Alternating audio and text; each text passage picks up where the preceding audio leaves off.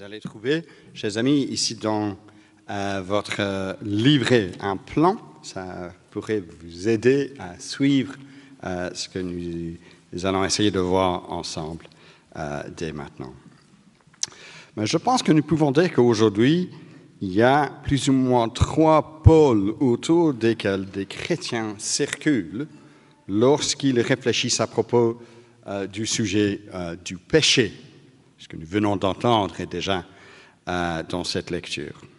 Donc 3 pôles. Premier pôle, il y a la personne qui ne pense pas que chérir une mauvaise action, une mauvaise pensée, une mauvaise parole est en porte-à-faux avec sa foi chrétienne. Qu'il peut y avoir donc compatibilité pour une telle personne entre une appartenance à l'Église de Jésus-Christ et un comportement agressif envers quelqu'un d'autre. Une façon de peut-être parler derrière le dos de quelqu'un d'autre pour se faire quand même un peu avancer dans la vie, ou de mentir ou de tricher lorsque cela nous arrange, parce que d'autres font de même, ou de peut-être traiter ceux qui sont en-dessous de moi, dans mon travail, dans ma société, avec du mépris, parce que c'est comme ça qu'il faut traiter des personnes si on veut que les choses soient efficaces. Paulin, le papa ici de Nadine, m'a parlé récemment d'un pasteur qui, lorsqu'il prêchait, il parlait de manière puissante et impressionnante. Mais lorsqu'il s'adressait à une personne qui s'occupait de l'arrangement de fleurs devant la chaire, il lui parlait avec du mépris et de l'agression, sans voir l'incompatibilité par rapport à ça. D'autres continuent à se tourner vers la drogue, vers l'alcool, ou vers le sexe, que ce soit digital ou réel, car dans le court terme, ils trouvent ça agréable. Et selon le principe du respect des autres, pourvu que je ne fasse pas du mal à quelqu'un d'autre, que c'est consensuel, où est le mal dans tout cela? Ça, c'est le premier pôle. Ceux qui pensent que chérir une mauvaise action, une mauvaise pensée, n'est pas en porte-à-faux avec sa foi chrétienne. Deuxième pôle, c'est le chrétien qui vise une réalité où il ne se croit plus concerné, lui, elle, par le péché. Sur le marché chrétien aujourd'hui, il y a beaucoup de matériel qui nous offre, encore aujourd'hui, la victoire sur le péché dans notre vie, qui disent implicitement, si ce n'est pas explicite, qu'après avoir commencé dans la foi chrétienne par la foi en Jésus-Christ pour être justifié, être pardonné, il faut maintenant un peu changer de vitesse afin d'être pleinement sanctifié. Car en Christ, on nous dit, il y a après tout la victoire. En Christ, par son esprit, il n'y a plus de raison de vivre de façon vaincue. Il faut vivre plutôt cette victoire. Et beaucoup de méthodes nous sont proposées pour y arriver. Assister à une conférence, lire un tel ou un tel livre, pratiquer une discipline spirituelle ou une autre. Certains disent que si le pardon a été accordé à la conversion, c'est une bénédiction de l'esprit, une vie remplie de l'esprit qui manque à une telle personne et qu'il faut donc passer par cette piste afin de mener la vie de victoire que Dieu il veut pour toi. Peut-être que vous avez entendu parler de ce qu'on appelle des chrétiens charnels d'un côté, des chrétiens spirituels d'un autre côté. Ou peut-être plutôt, on parle d'avoir accepté Christ comme sauveur, mais pas encore comme Seigneur. D'autres parlent notamment du baptême de l'esprit qui doit avoir lieu, selon eux, après la conversion et après le baptême d'eau. Et cela est plus populaire, bien entendu, dans certains milieux pentecôtistes.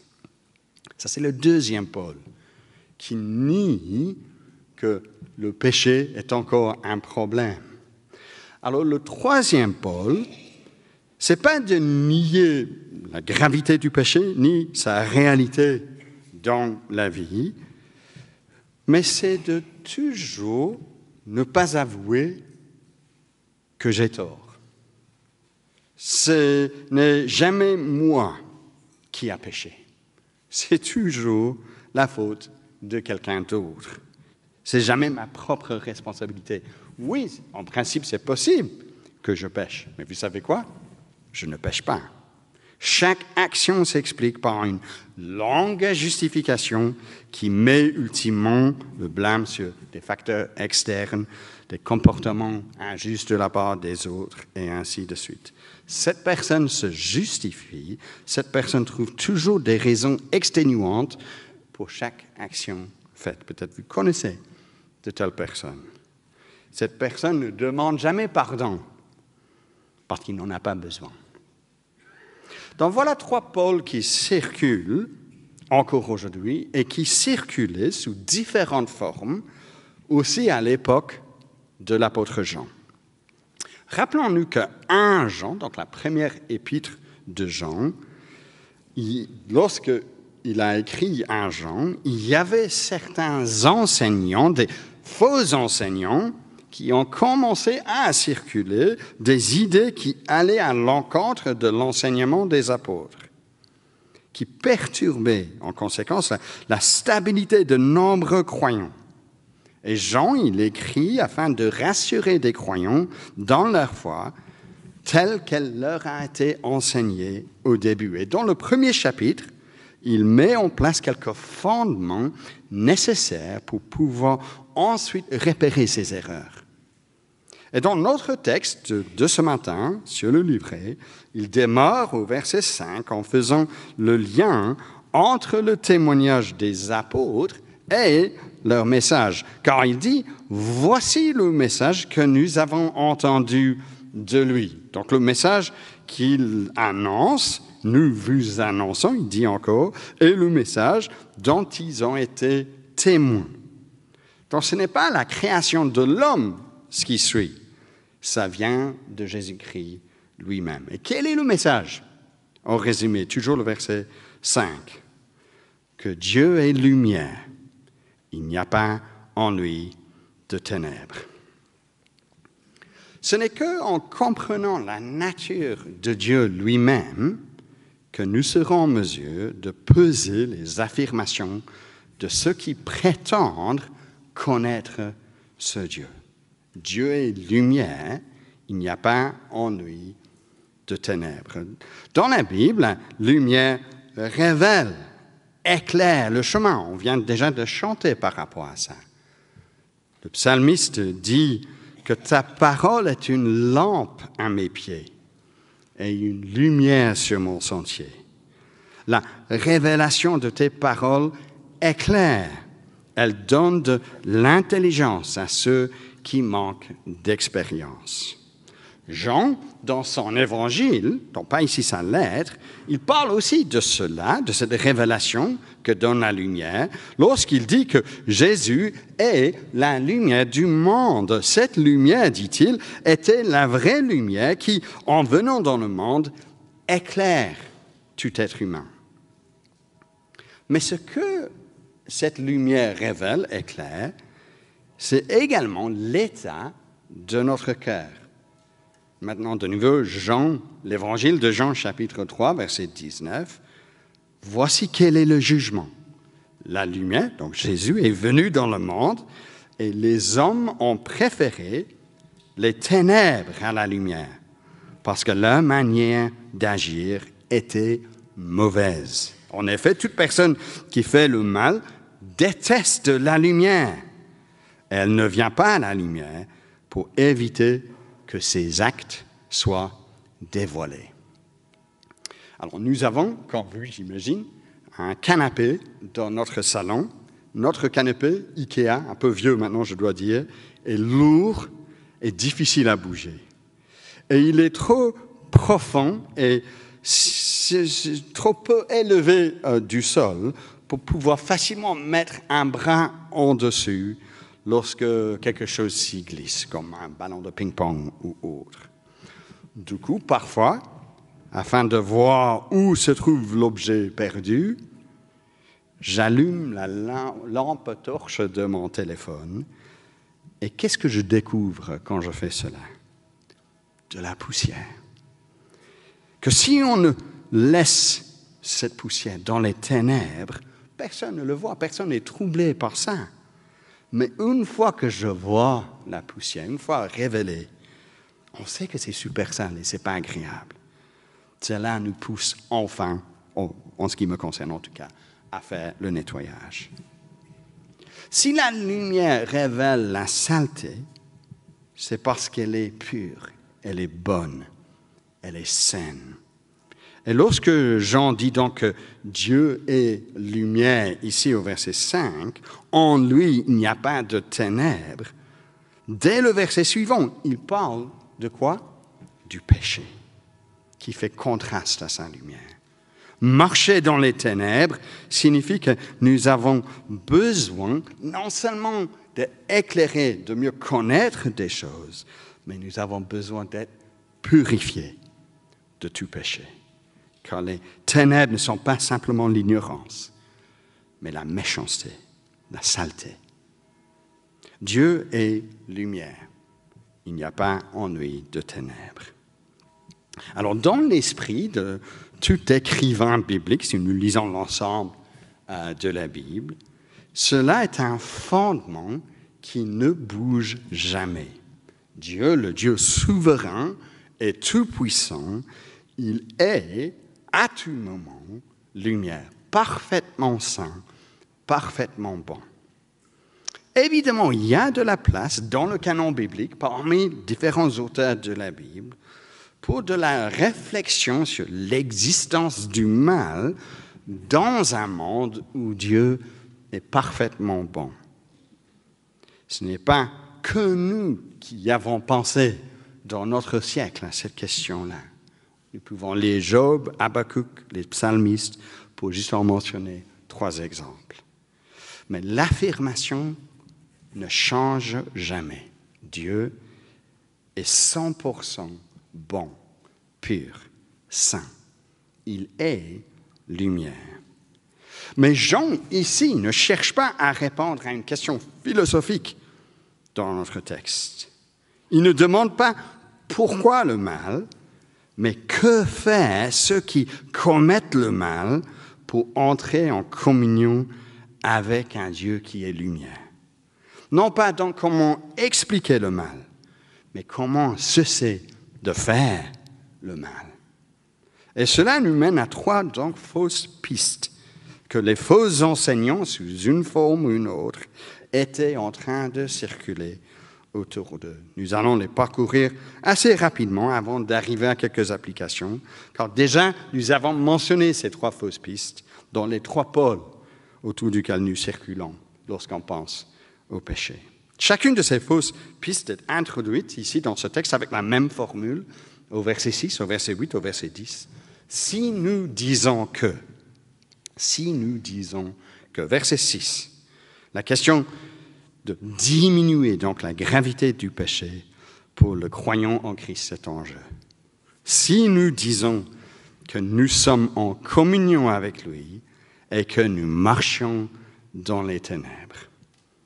Voilà, une telle personne dit quoi? Première fausse piste, mon péché n'est pas grave. La communion avec lui, malgré une façon de fonctionner où nous chérissons le péché, marcher, ça parle d'une orientation de vie bien établie, de partir dans une direction, bien convaincu que c'est la bonne direction. Ça ne parle pas ici d'une chute ponctuelle. Non, si nous marchons dans les ténèbres, cela n'est pas compatible avec la lumière. Dieu est le mensonge. Donc, lorsque tout le monde fait ce mensonge pour se faire avancer, il est le Dieu de la vérité. Dieu est le meurtre, y compris là, le meurtre que nous commettons lorsque nous nous mettons en colère, lorsque ma volonté est contrée par quelqu'un d'autre, lorsque je dénigre mon prochain pour sortir un peu mieux quand je raconte ce qui s'est passé dans l'affaire. Il est le Dieu de la vie. Dieu est l'infidélité sexuelle. Il est le Dieu fidèle. Dieu est le vol. Il est le Dieu généreux qui donne. Minimiser l'importance et l'impact du péché est une fausse piste. Que dis-je si nous disons cela? Nous mentons. Nous faisons croire que Dieu n'est pas offensé par le mal, ce qui n'est pas vrai. Et nous ne pratiquons pas la vérité. Intéressant donc, il est possible par conséquent de pratiquer une forme de la foi qui n'est pas toutefois la vérité. Toute religion dite chrétienne n'est pas forcément une expression de la vérité, mais parfois plutôt une déformation de la vérité. Si cette expression de la foi chrétienne ne maintient plus une distinction entre Dieu et le péché. Deuxième fausse piste. Je ne suis pas concerné par le péché. Verset 8, si nous disons que nous n'avons pas de péché, nous nous séduisons nous-mêmes et la vérité n'est pas en nous. Ce n'est pas certain ce que les faux enseignants réclamaient ici. Que comme la foi a affaire au domaine spirituel, ce qui avait lieu ici sur terre, sur le plan matériel, ne les concernait pas. Est-ce que c'est ça ce qu'ils voulaient dire? Peut-être. Ou bien que eux, les illuminés, qui avaient une connaissance particulière de Dieu, exclusive de Dieu, eux, ils avaient pu se débarrasser de cette nature pécheresse. Et il fallait se joindre à eux. Que ça soit l'un ou l'autre, c'est faux. Si cette fois, la conséquence n'est pas un mensonge par rapport aux autres, non, nous les autres, lorsque quelqu'un réclame une telle bêtise, nous voyons assez facilement que le péché est encore là. Il suffit de vivre un peu de temps, et pas beaucoup de temps, je dirais, pour que cela soit évident. Il faut demander à l'épouse de la personne ou à ses enfants si une telle personne n'est pas concernée par le péché. Là, vous aurez la réponse juste. Non, ici, il s'agit de se séduire nous-mêmes. Nous nous séduisons nous-mêmes. Ça, c'est le danger des sectes, des petits groupes qui essaient de tout contrôler, qui circulent autour d'un gourou, une technique particulière. Cela a l'air, pendant un temps très alléchant, la victoire sur le péché, amen! Mais ce n'est pas vrai. La vérité, dit Jean, n'est pas en nous. Comment peut-elle l'être? Car elle révèle la vérité en ce qui nous concerne, que nous sommes à tout moment ceux qui échouent par rapport à ce que Dieu nous demande. La troisième fausse piste est celle-ci. Je n'ai pas péché. Verset 10, si nous disons que nous n'avons pas péché, nous le faisons menteur et sa parole n'est pas en nous. Même si la distinction entre cette troisième possibilité et la deuxième possibilité n'est pas toujours facile à discerner, j'ai lutté avec ça encore cette semaine, la différence se trouve, je pense ici, dans le sens où le péché n'est plus un non, comme dans le deuxième cas, si nous nous disons que nous n'avons pas de péché, c'est un non, mais ici il est question d'un verbe. Nous n'avons pas péché. Donc, bien que je laisse ici toujours la possibilité que le péché soit là en théorie pour moi, je nie moi-même d'avoir commis le péché. Au lieu donc d'avouer le péché, je prends refuge, par exemple, dans la médecine ou la psychologie, qui trouve toujours moyen d'expliquer les mauvais désirs, les mauvaises actions autrement. En cherchant à comprendre des influences qui m'ont rendu susceptible, ça oui, à un comportement ou à un autre, j'arrive très facilement à me faire croire que je ne suis pas responsable pour ce que je fais. Ce que je fais n'est pas question de péché, vous comprenez?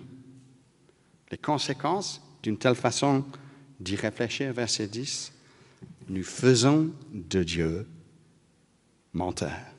Sa parole n'est pas en nous. C'est osé, vous savez, de faire de Dieu un menteur. C'est insensé. Car en se faisant, on révèle à quel point nous sommes nous-mêmes pécheurs, rebelles par rapport à ce Dieu. Car Dieu, au contraire, il est lumière. Sa parole n'est pas en nous. Bien entendu que non, car cela va à l'encontre de ce que Dieu dit. Et ce que la parole de la vie, Jésus proclame un évangile de salut pour des pécheurs. Déjà, ne pas prendre la parole de quelqu'un d'autre ici parmi nous est sérieux. Prends un exemple de cela, un exemple un peu rigolo pour vous faire comprendre ce dont il s'agit. Alors, je connais Sarah Marcos, je pense depuis environ 5 ans. Je n'ai pas parlé à Sarah par rapport à ceci. De par le contact à l'Institut biblique belge, les groupes de quartier, le groupe d'ados dans lequel elle est bien impliquée, de par sa proximité, parce qu'elle habite pas loin de chez nous, elle est venue souvent dans notre foyer. Et jusqu'à la semaine dernière, pendant 5 ans, par habitude, lorsqu'elle passe nous voir, je lui demande chaque fois si elle prend du café. Et non, elle dit, pendant 5 ans, je ne bois pas de café. Alors, pendant 2 ou 3 ans, elle était polie par rapport à ces questions-là. En se disant, j'imagine, je ne viens pas souvent, il oublie, il a déjà 50 ans, etc. Okay? Mais ces 2 dernières années, j'imagine dans son cas, elle commençait à se fatiguer un peu de mon incapacité de ne pas bien comprendre qu'elle ne prend pas de café. Disons que ce dernier temps, il y a un élément d'exaspération qui entre en jeu. Tu ne me crois pas, c'est ça, quand je te dis que je ne prends pas de café. Tu penses que je ne te dis pas la vérité lorsque je te dis que je n'aime pas le café. Et certainement, ma parole, ce que je t'ai dit à plusieurs reprises, n'est pas en toi. Ce que je te dis sans cesse, tu fais exprès de l'ignorer. C'est quoi ça? Elle m'a dit ça la semaine dernière. C'est une mauvaise blague?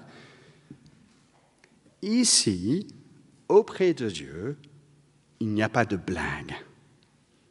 Il nous dit quelque chose à propos de notre état de pécheur et on refuse de le croire.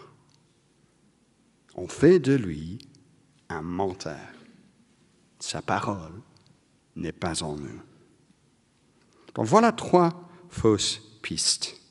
Et avec ces pistes en tête, j'aimerais faire un petit bilan avant de passer à la bonne façon de procéder pour terminer. Mais d'abord, faisons un petit bilan lorsque nous sommes face à notre propre péché. J'ai plusieurs titres ici que je n'ai pas mis sur le livret. D'abord, ne cherchons pas à minimiser le péché. Quelles sont les phrases que nous sortons pour minimiser le péché dans son ensemble? Personne n'est parfait. Je ne suis qu'un homme après tout. J'ai fait du mal à personne, tu sais. Dans tout cela, l'accent est où? L'accent est sur nous. Et on se compare aux autres. Comme le pharisien dont Jésus parlait dans l'évangile de Luc, lorsque je fais ça, je me trouve du bon côté de Dieu parce que je me compare à pire que moi. Mais ici, nous avons affaire à Dieu, qui est lumière, en qui il n'y a pas de ténèbres. Dire que nous sommes en communion avec lui, tout en chérissant une vie de péché, tout en caressant le péché, comme s'il n'y a rien de mal à le faire, c'est grave. Car nous sommes en train de croire que Dieu peut cohabiter avec le mal. Il ne peut pas. Face à Dieu, tout ce qu'il abhorre, tout ce qu'il nous dit est péché. Cupidité, rancune, égoïsme, infidélité, avarice, malice, amertume. Tout cela est péché. Ne cherchons pas à minimiser le péché. Deuxièmement, ne soyons pas surpris des tentatives de redéfinir le péché et redéfinir Dieu. Au lieu de ne pas être confronté par le péché, l'une des stratégies du diable, c'est de mettre en doute la parole de Dieu. Dès le jardin d'Éden, où le serpent posait cette question séduisante, Dieu a-t-il réellement dit? Il a semé le doute par rapport à ce que Dieu a affirmé. Donc Dieu a-t-il réellement dit que des relations intimes sont réservées pour le mariage entre un homme et une femme? Que la cohabitation, ou l'adultère, ou la pornographie, ou toute immoralité sexuelle, elle soit hétérosexuelle ou homosexuelle, est un péché. Vous savez, j'ai parlé avec quelqu'un il y a 15 jours qui disait qu'il y a un couple dans son église qui se marie prochainement. On était contents d'apprendre cela, mais j'étais surpris d'apprendre que ce couple a déjà cohabité pendant au moins 1 an ou 2 et que l'église n'était pas du tout troublée par cela. Je n'étais pas surpris, bien entendu, par le fait de la cohabitation. Oui, je comprends que ça a lieu, mais que l'église ne pensait pas qu'il y avait un sérieux problème du péché à régler, c'est ça ce qui m'a surpris. Non, au contraire, ils disent, qui sommes-nous pour porter jugement, vous savez? Et derrière ce couple, ils sont très sympas. Mais que les responsables de l'Église, au lieu de chercher à conduire de telles personnes vers la repentance, les encouragent à croire que c'est possible d'être en communion avec Dieu tout en marchant dans les ténèbres, c'est terriblement méchant. Que l'Église anglicane au Royaume-Uni, une Église que nous connaissons bien de par notre propre passé, permet aujourd'hui des prières de bénédiction dans leur liturgie pour des couples gays, est un abandon du rôle de l'Église, car ça encourage le péché, au lieu de vouloir le contrer. Si d'un côté, on essaie de redéfinir donc le péché, ce n'est plus péché, donc ça va, je peux le faire. Hein? L'autre piste que l'homme poursuit, c'est de redéfinir Dieu lui-même. Dès que quelqu'un dit que pour eux, Dieu, il est plutôt, vous savez, loin. Le Créateur, oui, d'accord, mais pas forcément quelqu'un que nous pouvons encore connaître personnellement. Ce n'est pas pour moi, Dieu, vous savez. Nous ne devons pas être aveugles quant aux raisons qui sont sorties pour une telle conception de Dieu. Ces raisons ne sont pas purement intellectuelles, vous savez. Parce qu'un Dieu plus distant est un Dieu qui fait quoi? Qui ne me demande rien, qui est silencieux, et donc qui ne nous embête pas avec des exigences que je ne veux pas entendre. Donc ne soyons pas surpris des tentatives de redéfinir le péché, et donc redéfinir qui est Dieu. Troisièmement, ne soyons pas découragés par la présence du péché dans nos vies. Car la présence du péché, la présence d'esprit d'appeler le péché tel qu'il est, en fait preuve d'une foi qui est grandissante et réelle. Souvent, je pense, un jeune chrétien fait preuve d'un sentiment de découragement après quelques mois ou après quelques années dans sa foi chrétienne. Pourquoi? Parce qu'il se croit plus pécheur qu'il était au début de sa conversion. Et il se dit donc, en fait, pour finir, je vais dans la mauvaise direction.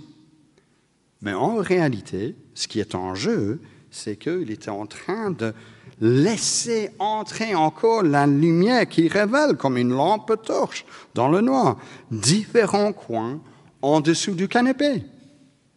Si au début, Dieu s'est concentré sur nos actions, il brille ensuite sa lumière sur nos paroles, et encore après sur nos attitudes, nos pensées, nos motivations. Il continue et il continue à briller sa lumière. Ce n'est pas que nous sommes plus que pécheurs qu'avant alors, mais comme un bon coach, Dieu petit à petit met le doigt sur une chose à la fois. Il y a encore du travail à faire. À chaque moment, nous voyons jusqu'à quel point le péché est encore là dans nos vies. Et de voir cela, ça fait plutôt bon signe. Donc ne soyons pas découragés par la présence du péché dans nos vies. Et ne cherchons pas, quatrièmement, à nier la réalité du péché. Parce que tout chrétien lutte avec le péché. Aucun chrétien se débarrasse totalement du péché avant le retour de Jésus-Christ, comme disait Samuel. Oui, merci Seigneur, il change l'orientation de nos vies. Nous allons voir cela très clairement plus tard dans l'épître de 1 Jean. Il y a eu un changement de direction dans le croyant. Et notre relation avec le péché n'est plus la même qu'avant. Nous marchons, d'ailleurs dans ce texte, dans la lumière. Mais toute déclaration qui promet ou qui nous fait croire que la lutte avec le péché, ce n'est rien que pour des chrétiens de deuxième classe, est trompeuse. Dans certains milieux, nous utilisons cette expression « let go », donc lâcher prise, et « let God », laisser Dieu faire. Comme si seulement on pouvait laisser Dieu travailler en nous, toute lutte cessera. Et on se mettra tout d'un coup en 6e vitesse, plutôt qu'être collé comme ces pauvres chrétiens qui sont en 3e vitesse. Non, la vie chrétienne, jusqu'au bout, est une vie de repentance et de foi. Ne mettons ensuite pas des hommes sur un piédestal. Ne mettons pas des hommes sur un piédestal. Si ce que Dieu dit est vrai, et c'est vrai, alors c'est important de ne pas mettre notre espoir dans les hommes. Car aucun homme ou femme, qu'il soit ancien, pasteur, président, directeur d'une œuvre chrétienne ou autre, arrive à vivre parfaitement en conformité de ce qu'il enseigne ou proclame. Ça s'applique bien entendu à moi également. Oui, de tels responsables doivent être cohérents, irréprochables par rapport à ce que les gens voient en nous. Mais cela ne signifie nullement que nous sommes parfaits à tous égards. Et nous devons donc nous méfier et des brebis qui mettent trop de confiance dans un pasteur, un responsable, mais et des responsables qui se laissent trop facilement flatter par des brebis. Super, aujourd'hui, me dit quelqu'un en quittant l'église. Quel est le danger pour moi? T'as raison, c'était bien, n'est-ce pas? C'est une recette pour la déception, tôt ou tard. Pas pour dénigrer les responsables et leur travail, mais pour ne pas remplacer notre dépendance, notre adoration de Dieu avec une crainte et une dépendance malsaine sur des hommes, même des hommes fidèles. Car eux, ils continuent aussi à pécher régulièrement, en acte, en parole, en pensée. Donc nous devons veiller dans nos échanges les uns avec les autres de ne pas faire comprendre que l'un de nous est sur un rang différent, supérieur, plus spirituel que les autres. Nous sommes tous de temps à autre ceux qui peuvent se comporter de manière charnelle. Et spirituel ne signifie pas sans péché. Et cela m'amène à une dernière remarque avant d'arriver à notre dernier point. On y arrive petit à petit. Dernière remarque, maintenant notre communion les uns avec les autres. Je suis frappé, moi, par le verset 7. Si nous marchons dans la lumière, comme il est lui-même dans la lumière, nous sommes en communion. Et ensuite quoi? On aurait pensé qu'il dirait avec lui.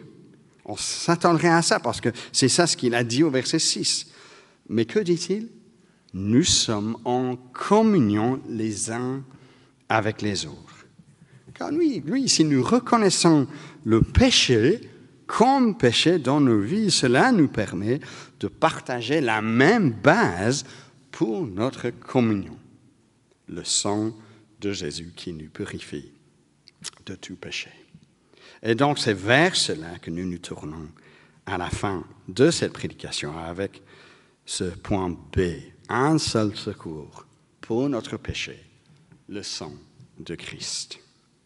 Verset 7, le sang de Christ purifie de tout péché. Bien sûr, dans la perspective biblique, ce n'est pas comme si un liquide appelé sang, et donc le sang de Christ en ce sens-là, nous purifie réellement. Non, le sang est un symbole de la vie violemment et sacrificiellement terminée.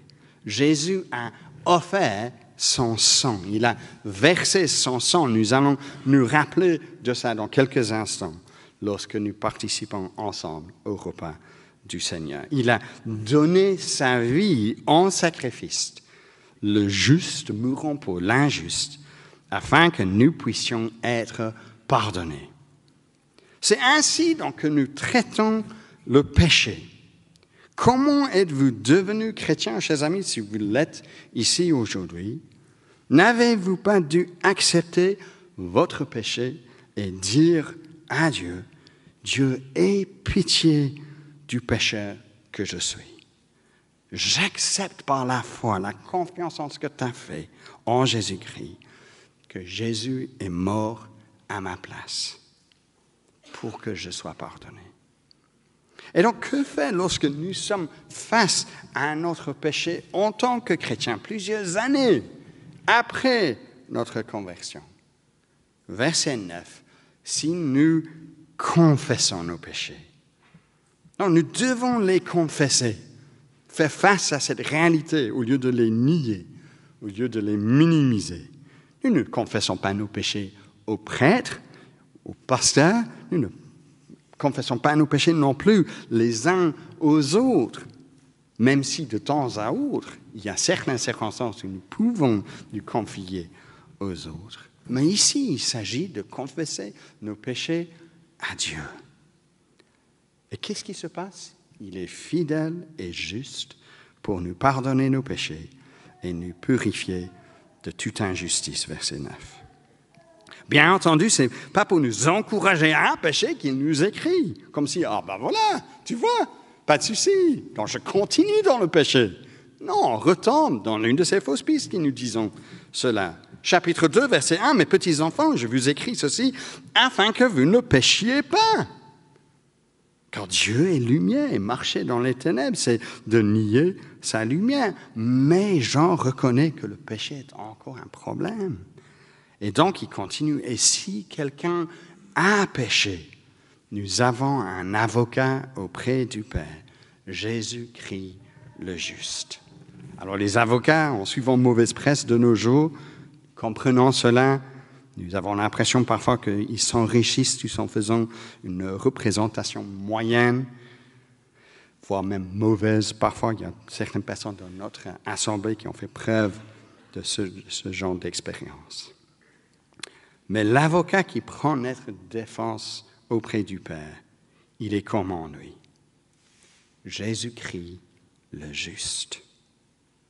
Le juste.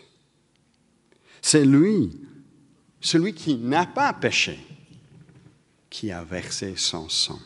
Il a été versé de victime expiatoire. C'est-à-dire que sa vie, la fils du Fils de Dieu lui-même, a été offerte comme un sacrifice pour nous purifier de nos péchés. Et ainsi, Dieu est fidèle à ses promesses tout au long de la Bible, de pardonner ceux qui se tournent vers lui. Et il est aussi juste, car le péché, là, maintenant, c'est pas ignoré, c'est pas oublié, c'est pas juste en dessous du tapis, en dessous du canapé. Non, le péché est traité, jugé, condamné en Jésus-Christ lorsqu'il prend sur lui la colère que notre péché avait mérité. Il est lui-même victime expiatoire pour nos péchés. Non seulement il dit pour les nôtres, mais aussi pour ceux du monde entier. Ce sacrifice suffit pour tout péché qui se tourne vers lui. Et je ne sais pas si vous avez déjà fait ce pas, de vous tourner vers lui pour recevoir le pardon de vos péchés. C'est la toute première chose à faire. Au lieu de nier la réalité, au lieu d'être dans l'incapacité de faire quelque chose face à cette réalité, Dieu nous offre une sortie de secours, le sang de Christ. Nous faisons cela lorsque nous commençons la vie chrétienne, mais nous faisons cela aussi afin de pouvoir continuer dans la vie chrétienne.